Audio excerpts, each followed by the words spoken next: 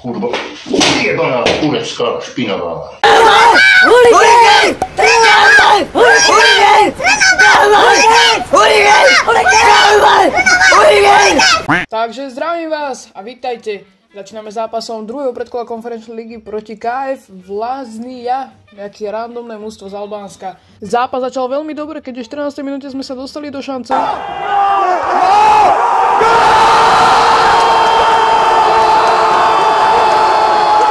Celý zápas sa viac menej nič nedialo až do 92. minúty, kedy Ristovský dal druhý gól a vyhrali sme 2-0. Nám prišla správa na prejednanie podmienok ohľadom zmluvy na Andrenačiho. Čiže už som bol fakt šťastný, že konečne budem mať brankára namiesto Takáča. Ale opak bol pravdou. Macho nám poslal túto nádhernú správu o počte predaných pernamentiek. To není možné! Zápas so Zlatými Moravcami som vybral následovnú zostavu.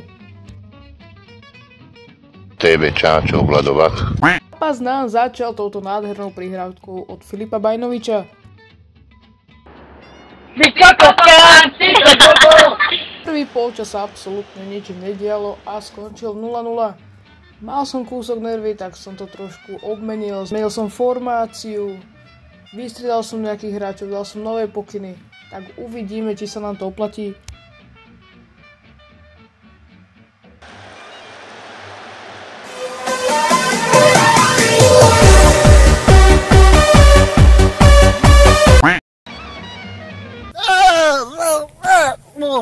Je tu pokutový kop, ktorý bude kopať Kelvin Ofori.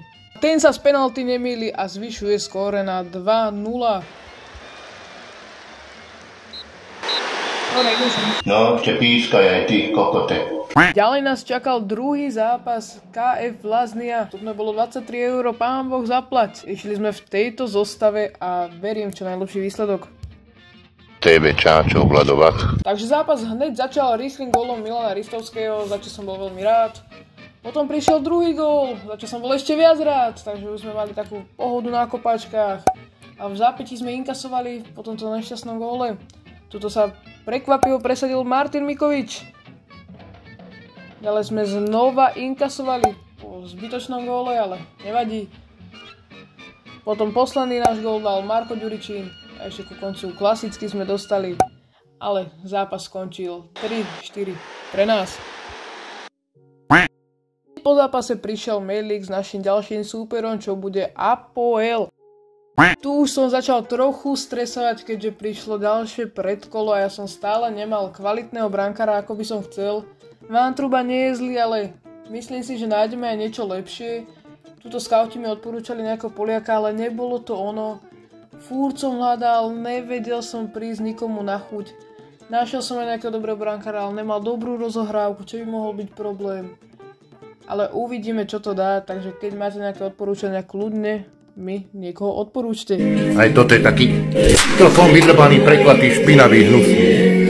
Vyjebaný. Bohatá muž. A už nás čakal ligový zápas s AS Trenčínom a poslal som tam túto zostavu. Románko! V 11. minúte takto šikovne vybojoval penaltu Samuel Štefánik a išiel kopať Roman Procházka. A Roman Procházka sa z penalty nemýli a je to 1-0. Pri konci prvého polčasu Bukata nádherne zvýšil skóre na 2-0.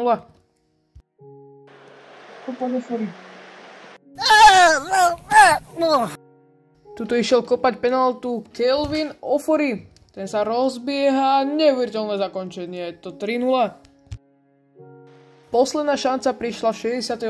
minúte z rohového kopu, kedy Koro si to pekne zvýšil skóre na 4-0 a tak to aj skončilo.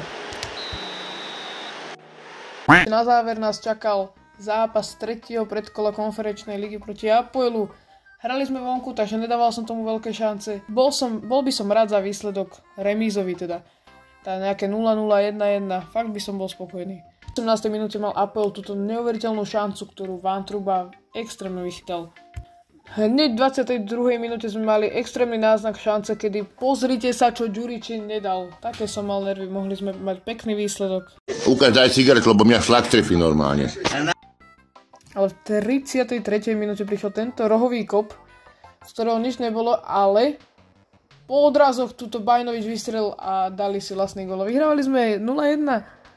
Do konca zápasu sme viac menej betonovali a rozhodca týmto hvizdom ukončil zápas a vyhrali sme 0-1.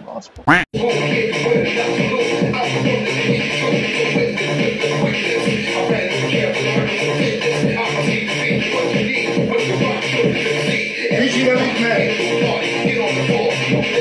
Opa, 3, 0, 2, 1,